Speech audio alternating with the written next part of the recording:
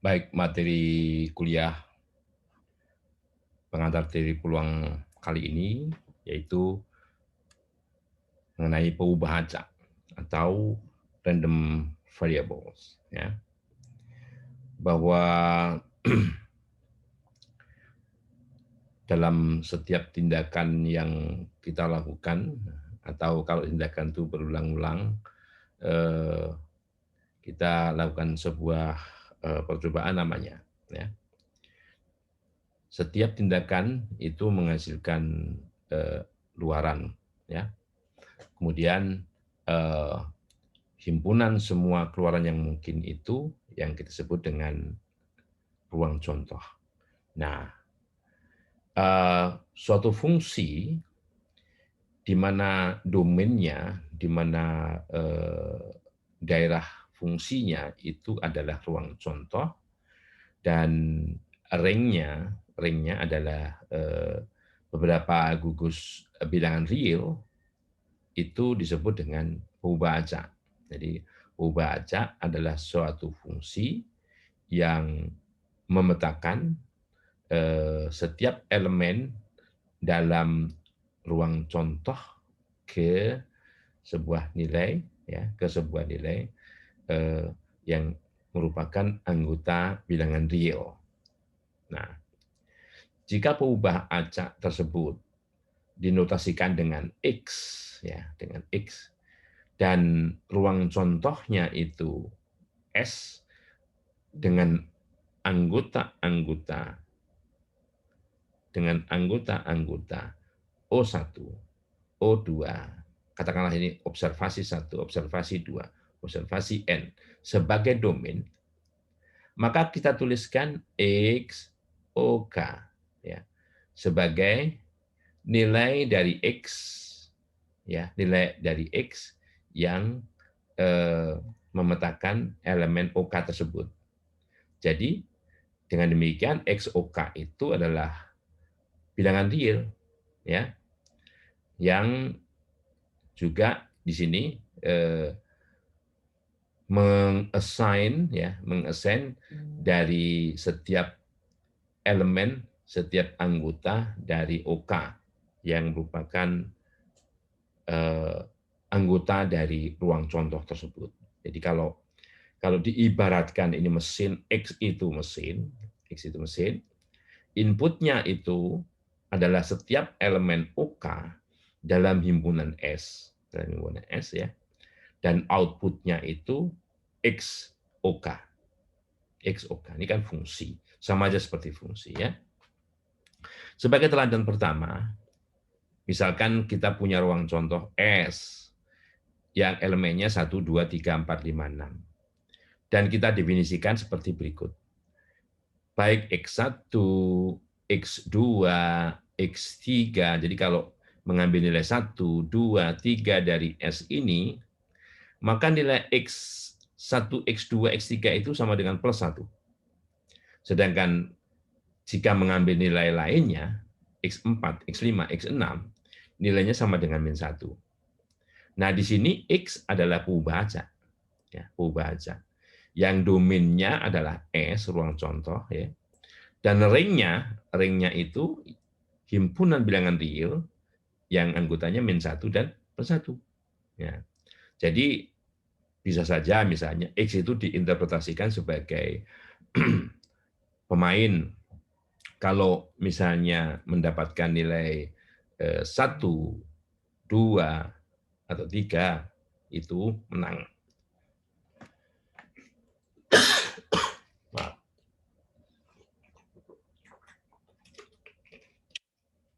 Sedangkan untuk kalau dia mendapatkan nilai 4, 5, atau 6, dia kalah. Jadi kalah. Jadi ini menang, katakanlah menang $1, ini kalah $1. Ya. Oke. Oke. Nah,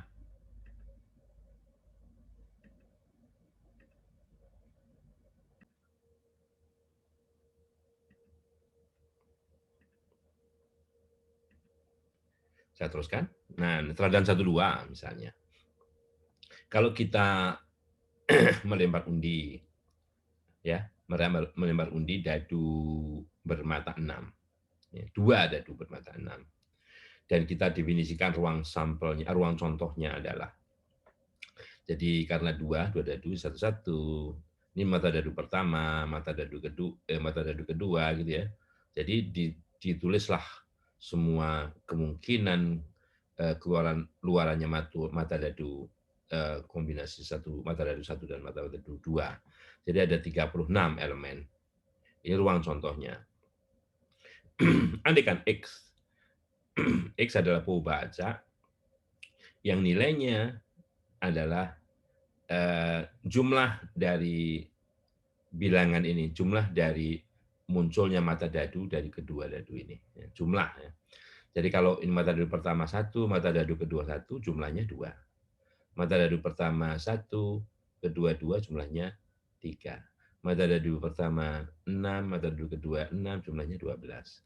Nah, maka X, baca X itu merupakan merupakan jadi himpunan, jadi ring dari X itu merupakan himpunan. Jadi X-nya bisa, kalau ini saja memetakan kedua, 1, 2 saja memetakan ketiga, 6 memetakan ke-12 begitu. Nah, X ini anggotanya ada 11, yaitu kemungkinan dari semua jumlah mata dadu yang muncul dari dua dadu tersebut, yaitu mulai dari 2, 3, 4, sampai 12. Nah, setiap pasang S ini, setiap pasang ya S ini berasosiasi dengan tepat dari satu elemen di ringnya di sini. Jadi di sini tidak mungkin dari satu-satu itu bisa beranggotakan lebih dari, bisa berasosiasi berhubungan lebih dari satu dari anggota ringnya ya. Nah, oke. Tetapi secara umum ya, nilai X yang sama itu bisa saja terjadi dari beberapa nilai X di sini dari beberapa outcome, dari beberapa luaran yang ada di ruang contoh ini.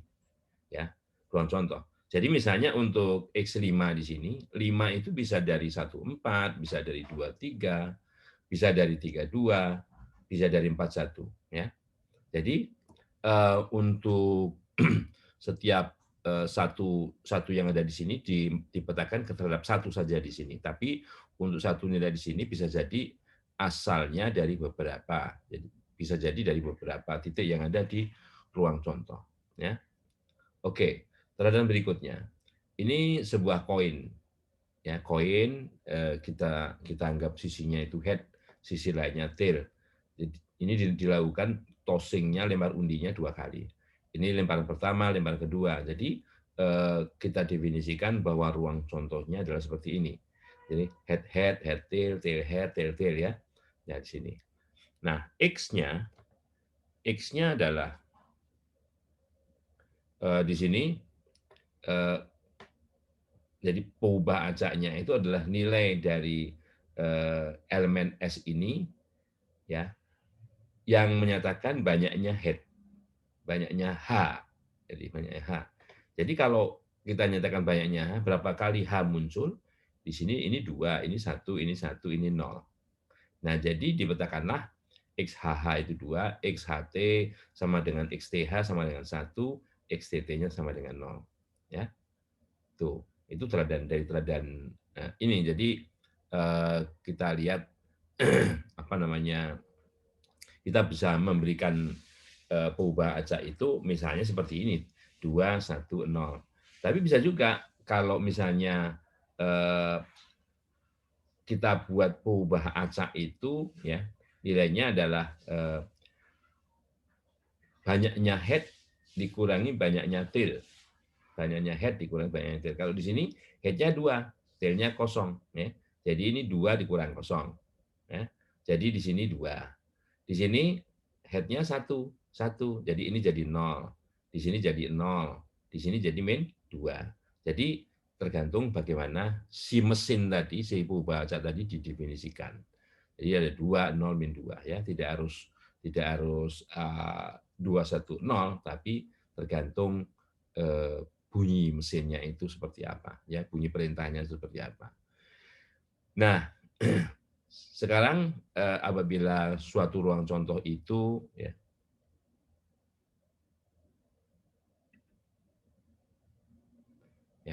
apabila ruang contoh itu kita lihat misalnya seperti ini ya, definisi secara umumnya misalnya O1 ya, observasi 1, observasi 2, observasi sampai dengan observasi GN di sini ya. Nah, jadi jika X itu random variable atau perubahan acak yang terdefinisi pada S di sini, kita bisa bertanya peluang dari setiap X itu yang berkaitan dengan peluang dari setiap nilai perubahan X itu ya, katakanlah namanya X kecil. Huruf besar itu notasi untuk perubahan, sedangkan nilainya adalah X kecil. Ya.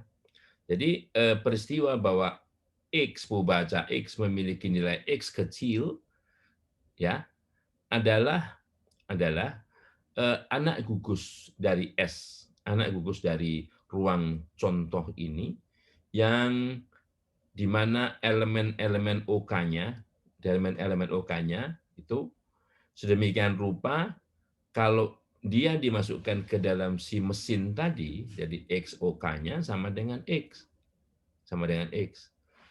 Jadi kita definisikan F kecil X itu sebagai peluang dari sebuah peristiwa ya dengan formulasi seperti berikut. Jadi F kecil X ini peluang. Jadi ini peluang ya, fungsi ini kan. Peluang bahwa OK ini berada di dalam S. Ya, OK ini berada dalam S.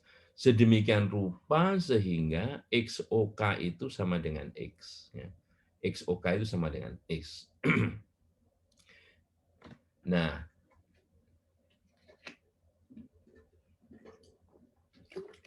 maaf. Kita tuliskan biar mudah bahwa fx di sini, f kecil x di sini, ya, itu sama dengan p peluang bahwa peubah acak x itu nilainya sama dengan x kecil. Ya. Ya. Oke, kita lihat definisi ini, definisi dari 1, 2 ini, ya, bahwa fungsi f yang nilainya untuk setiap bilangan real x diberikan pada persamaan 1, 2 ini, ya, atau ekuivalen dengan persamaan 1, 1 ini, disebut dengan fungsi peluang dari peubah acak X. Ini fungsi peluang dari peubah acak X. Ya. Itu definisi.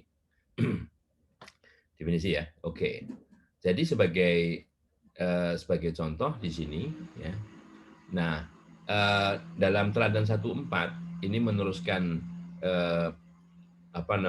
teladan 1.1, jika sebuah dadu itu fair gitu kan, jika sebuah dadu itu fair ya, dilempar, maka F1 peluang X sama dengan 1 dan peluang X sama dengan min 1 itu sama dengan setengah. Jadi kalau dadu ini fair satu-satu ya, kalau dadunya seimbang, maka peluang munculnya mata dadu 1, 2, 3, 4, 5, 6 ini sama, yaitu 1/6. Sehingga peluang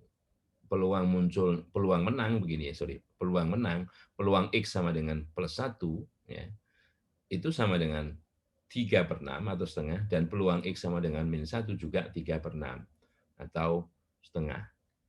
Ya, gitu.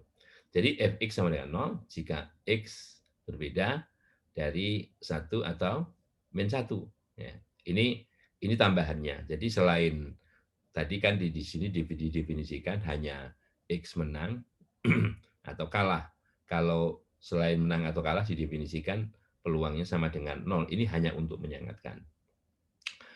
Oke, jadi kalau ditanya misalnya, ini kan yang ada hanya 1, -1 ya. Bagaimana kalau X sama dengan 5? Bagaimana X kalau sama dengan setengah? Kalau X sama dengan 1/4? Nggak ada.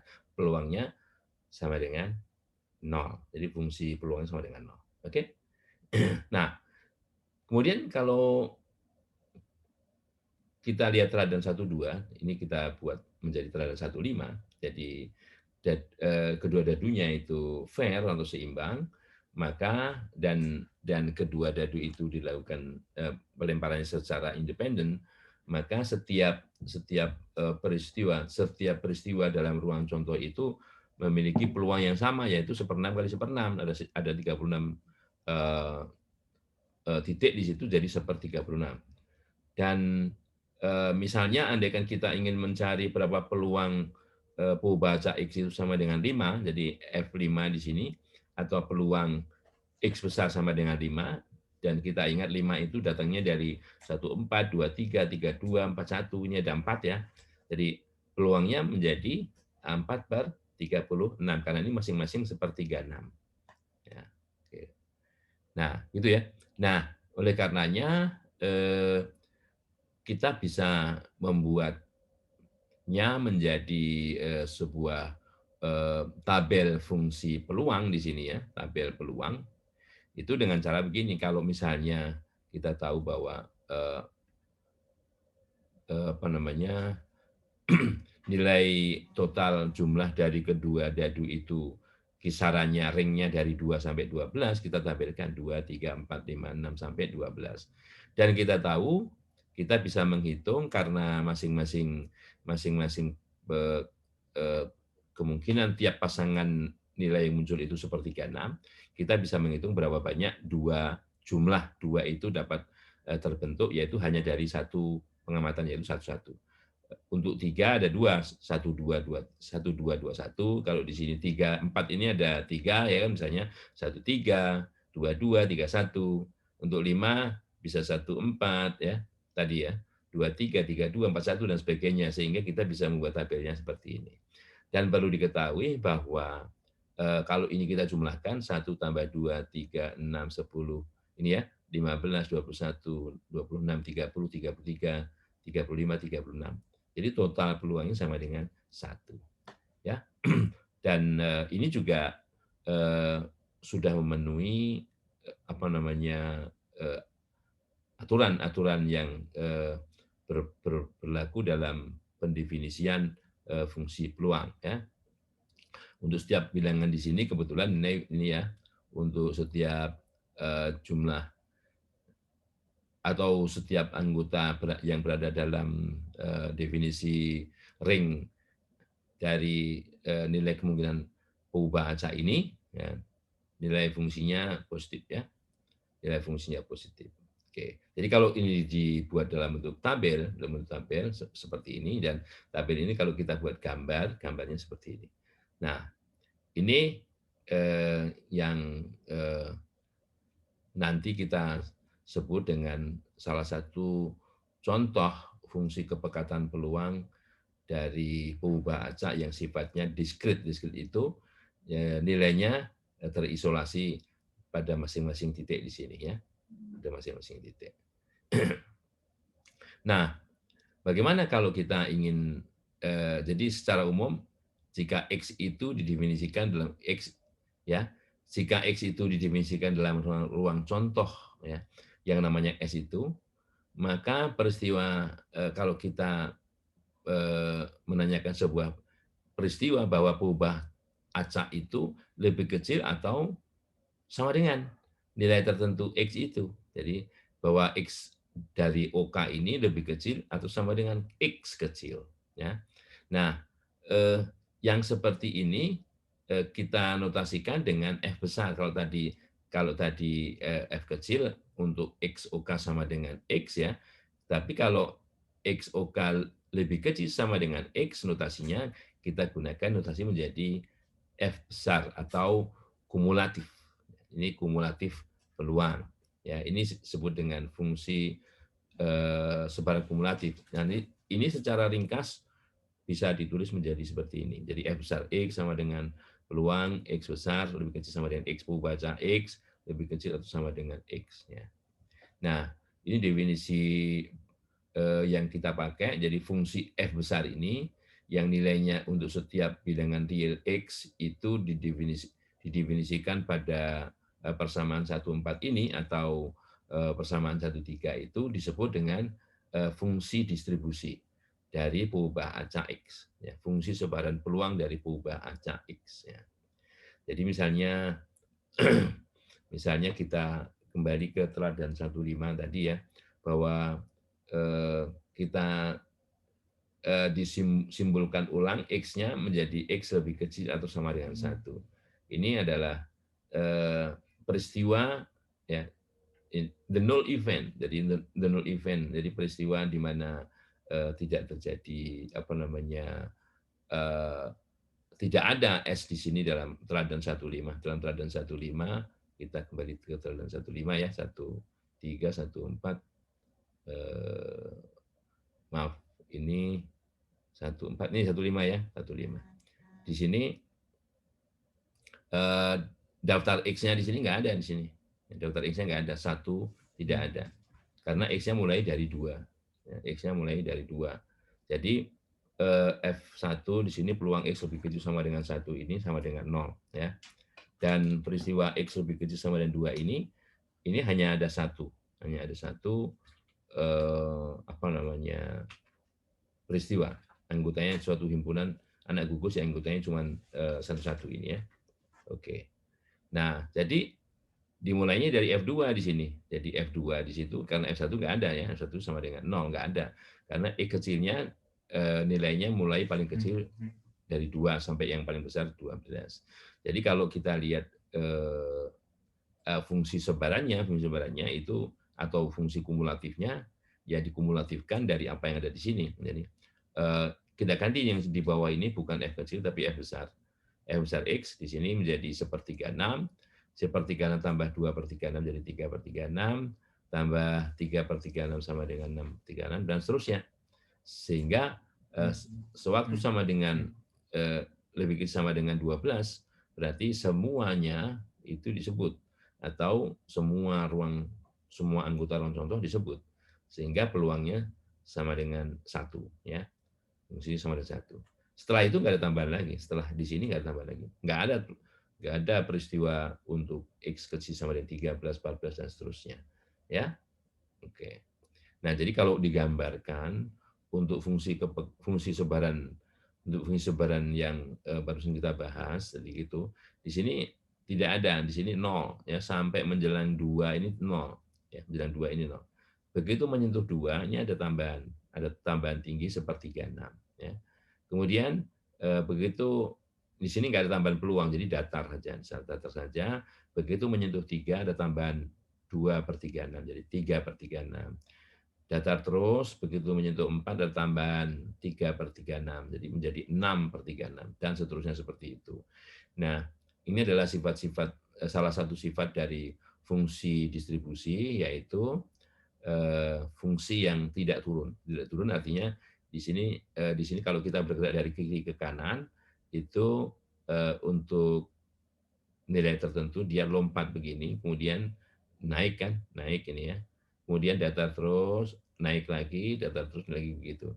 Tidak pernah turun. Ya. Fungsi yang tidak turun. Oke.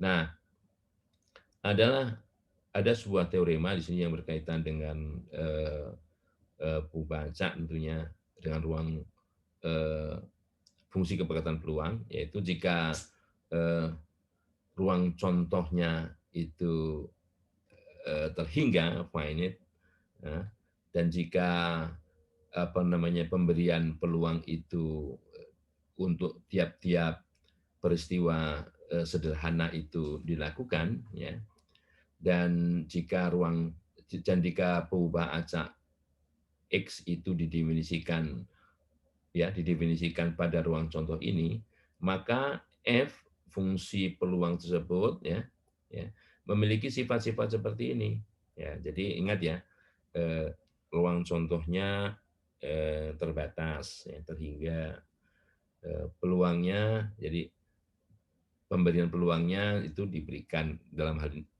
yang sudah ini kita menggunakan fungsi peluang yang seragam, artinya untuk dadu yang seimbang, koin yang seimbang dan sebagainya ya. Kemudian X-nya didefinisikan pada ruang contoh. maka f kecil ini atau fungsi peluang dari x ini memiliki sifat-sifat yang pertama, fx-nya tidak negatif untuk semua x ya. Tapi ada paling banyak sejumlah apa namanya finite number, jadi bilangan yang terhingga katakanlah n dari nilai x ini yang positif nilainya, ya, nilainya positif. Ya. Kemudian untuk x1 sampai xn ini adalah semua nilai-nilai x di mana fx itu positif, ya, di mana fx itu positif, ya, ya, maka jumlah semua peluang itu, jumlah semua peluang untuk semua titik ini itu harus sama dengan satu. Ini hukum total peluang harus sama dengan satu, ya. Jadi kalau kita sebut secara, kita notasikan secara umum bahwa x-nya itu, jadi kemungkinan nilai perubahan x itu adalah x kecil, itu x1 sampai xn ini, dan fungsi peluangnya adalah fx1 sampai fxn ini ya, maka jumlah ininya harus jumlah fungsi peluangnya sama dengan satu. Oke. Nah, dalam teorema 1-2 ini dengan menggunakan hipotesis pada teorema 1-1, maka sebaran fungsi f, ya, sebaran fungsi f ini, ya, fungsi sebaran f ini, jadi kalau tadi ini berkaitan dengan f kecil, ini f besar, dari perubahan acak x itu memiliki sifat-sifat yang ini. Ya. Yang pertama, ada sejumlah, katakanlah jumlah itu adalah m. Sedemikian rupa sehingga fx itu sama dengan 0, untuk x lebih kecil dari m. Ya. Ya. Sedangkan m besar ini, ya, ada, there is a number m, jadi ada sebuah bilangan m sedemikian rupa sehingga fx itu sama dengan 1 untuk semua x yang lebih besar dari m besar. Kalau ini m kecil, maka fx sama dengan 0 untuk x yang lebih kecil dari m kecil. Kalau m besar, fx sama dengan 1 jika x lebih besar sama dengan m. Dan ini yang tadi sudah saya sebutkan bahwa f itu adalah fungsi yang tidak turun. Fungsi yang tidak turun artinya untuk x yang lebih besar atau sama dengan y, maka fx lebih besar sama dengan fy. Dan f yang ketiga, f itu merupakan fungsi tangga dengan sejumlah lompatan atau sejumlah apa namanya ya step, ya, tahapan. Oke. Oke. Dan oke. Teorema berikutnya ini yang berkaitan dengan misalkan sebuah fungsi f, ya, yang memiliki sifat-sifat 1 dan 2 dalam teorema 1-1, teorema 1-1, ya, teorema 1-1 itu ini sifat 1 dan 2, ya, 1 dan 2. Oke. Maka terdapat suatu ruang contoh yang terhingga dan apa namanya penugasan peluang, pemberian nilai peluang ke peristiwa-peristiwa sederhana dalam ruang contoh itu. Dan suatu pengubah acak x yang domainnya adalah S. Dan dengan demikian, sedemikian rupa sehingga bahwa f itu adalah fungsi peluang dari pengubah acak x tersebut. Ini teorema yang menyatakan saja. Oke. Oke.